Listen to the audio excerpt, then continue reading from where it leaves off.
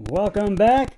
I'm going to reveal now it's time to reveal the answer to today's Scott Sports 101 trivia question.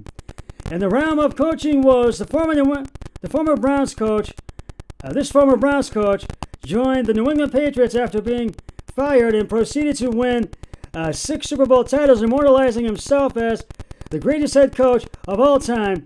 Good thing the Browns fired him. Who am I talking about? Leroy, do you want to take a crack at it before I reveal it? Well, if I'm not mistaken, I do believe you're talking about former Browns head coach and now New England Patriots head coach Bill Belichick. Well, Leroy, you're right. All right, I got the question. And if you said Bill Belichick, you are correct. Bill Belichick was fired after the Browns finished the 1995 season with a 5-11 record. He was coached from 1991 to 1995 and left with a 36-44 record. He took a couple of seasons, but combined with his quarterback, Tom Brady, who's now with the Buccaneers, the tandem proceeded to create one of the greatest dynasties in all of sports history. The 6 Super Bowl titles, 2001, 2003, 2004, 2014, 2016, and 2018.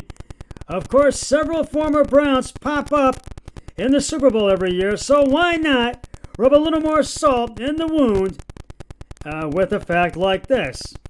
And I will have another trivia question on my next podcast, so stay tuned for that.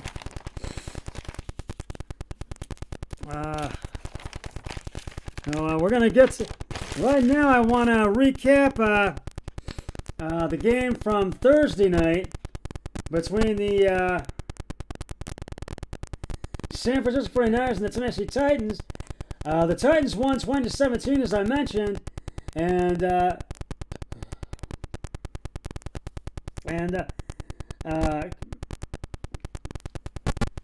Tennessee's head coach Mike Vrabel, actually the 49ers coach Mike Vrabel, I heard that his banged up Tennessee Titans were being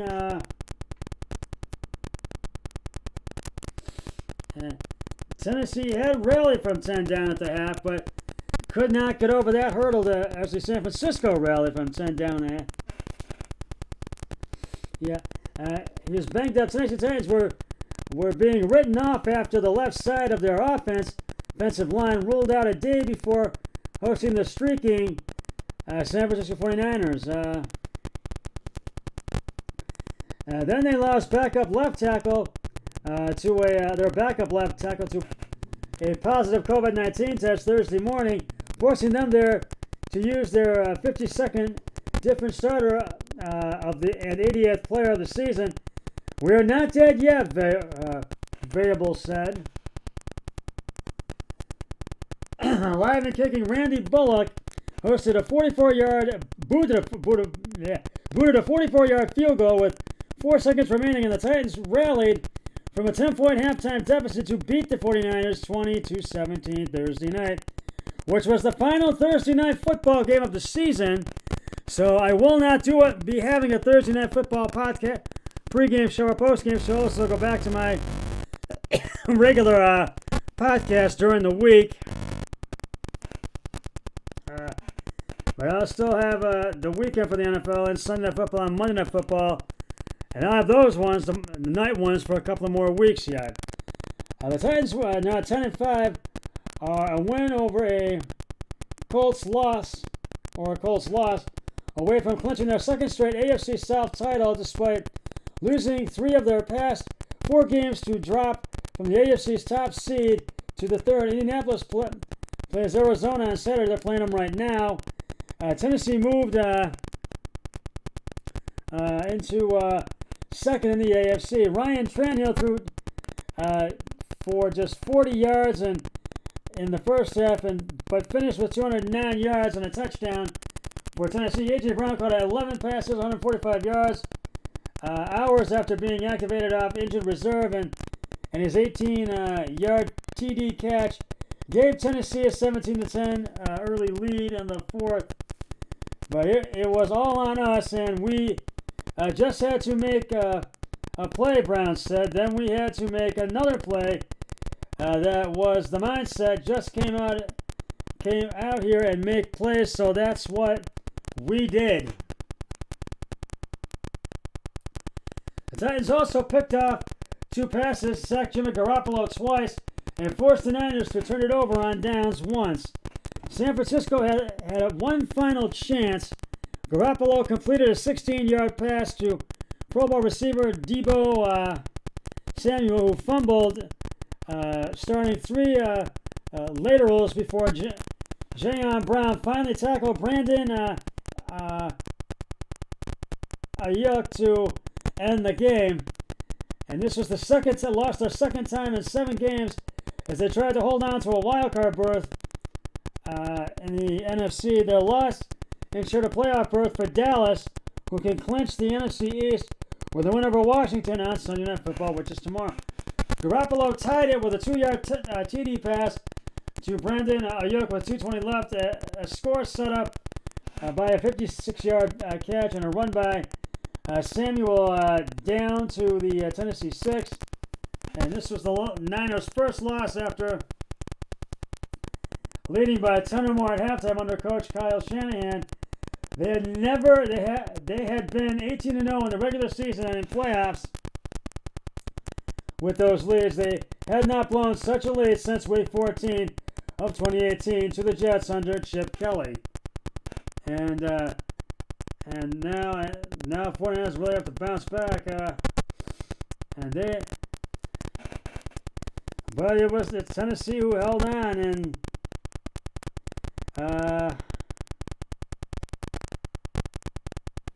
and up next, the Niners host the Texans next Sunday, and the Titans host Miami on next Sunday as well, and both are regular season home finales for both teams. So basically, this was the Titans had it just from the get-go, and I took San Francisco and lost on that one. So I got to give the game balls to the Titans.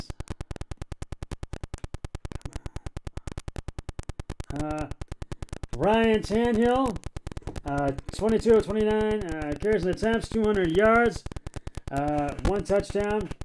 A.J. Brown, 11 receptions, 145 yards, 1 touchdown, and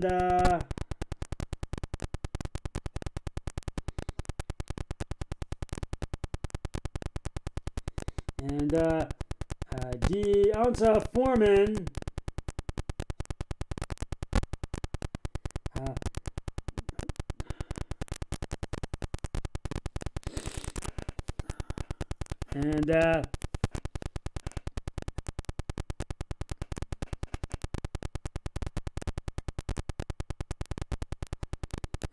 D'Onta Foreman, as I said, now I can get to it. I hit something by mistake. 9 attempts, 17 yards, 1 touchdown. So this was all Titans. What do you think?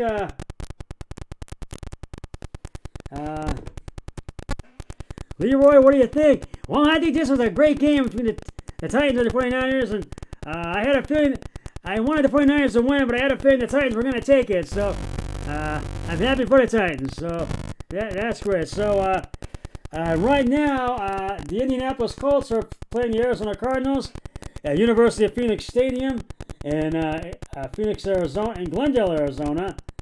And it's 7-0 right now, Indianapolis, with 6:11 to go in the first quarter, and Indianapolis is about to kick off.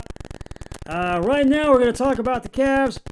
After having their 6-game winning streak snapped with a 111-101 loss to the Boston Celtics on Wednesday, the Cavs will be back in action tomorrow night as they will take on the Toronto Raptors at home at Rocket Mortgage Fieldhouse. The Cavs have 80 plus players sidelined due to COVID-19.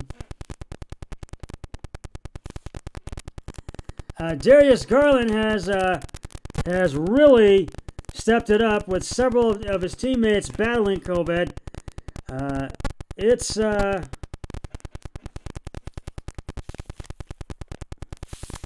It's questionable if if we will get some of our guys back for tomorrow night's game against the Toronto Raptors. And hopefully we will, and hopefully the Cavs can snap this losing streak. That's right. We want the Cavs to keep winning because they've been playing well as of late, and hopefully we get the Cavs in the playoffs, and they're in third place in the Eastern Conference. Tip-off is Sunday at 6 p.m. on Bally Sports, Ohio. The Ohio State men's basketball team will be back in action on Tuesday when they will take on the New Orleans Privateers at Value City Arena in Columbus, Ohio. The Buckeyes men's basketball team ranks second in the Big Ten, and they've won their last 2 games in a row. Tip-off is Tuesday at 6:30 p.m. and check your local listings for that one. And that's right, we want them to keep winning too, because they're good, because they've been doing well too, and they are 14-12 on the season. So go Buckeyes! And speaking of the Buckeyes football team, I'm going to talk about that. The Ohio State Buckeyes football team is getting ready to take on the number 7 Ohio State Buckeyes football team, I should say, is getting ready to take on the Utah Utes in the granddaddy of them all, the Rose Bowl, at Rose Bowl Stadium in Pasadena. The Ohio State football will attempt to transition another former running back into an impact linebacker in 2022. Former Arizona State running back DeMonte Trayanum announced Friday he will transfer to Ohio State. The Akron native recently completed his redshirt freshman season with the Sun Devils. The 5'11", 235-pound Trayanum was the number 5 player in Ohio State's 285 and number 285 nationally in the class of 2020 out of Archbishop Hoban per the 247 Sports Composite. He rushed for 692 yards, 10 touchdowns in 13 games over 2 seasons with Arizona State, averaging 5.4 yards per carry. However, on his Twitter announcement, Trayanum also announced his position switch. Coming back home playing on defense ain't no other way to do it, Trayanum said. And the kickoff for that game is on Saturday, January 1st at 5 o'clock on New Year's Day. And I think it's either on ABC or ESPN. Yeah, we want the Buckeyes to win that Rose Bowl, right, Leroy? Yeah, that's right. We want to win that game. And I got to tell you, I think the Buckeyes are going to do it against Utah. It's going to be a tight one, and they could be in Utah's nest, but I think they're going to get the win. So we'll see. Go Buckeyes. That's what Leroy says. Let's do it. Well, I already told you that the Browns lost. There's a lot of other bowl games we'll have for you all this week and on New Year's Day. And I will have my New Year's Day Bowl Day edition on January 1st, so look for that on New Year's Day. And,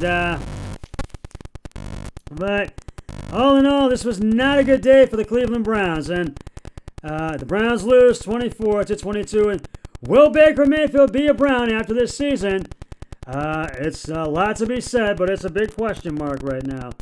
That's just about going to wrap it up for this special Christmas Day edition of Scott Sports 101. I'll be back with the Saturday night NFL special Scott Sports 101 post-game show when the Colts and Cardinals game is concluded. Merry Christmas, everybody. I hope you had a great Christmas day with your family, celebrating with your family. And Merry Christmas, everybody. It was a fun being on Scott Sports 101. And we'll see you again tomorrow for Scott Sports 101 NFL Football Sunday. The early games pregame show. But until then, always remember, be a team player each and every day and every way possible. So long, everybody. 3, 2, 1. I'm done.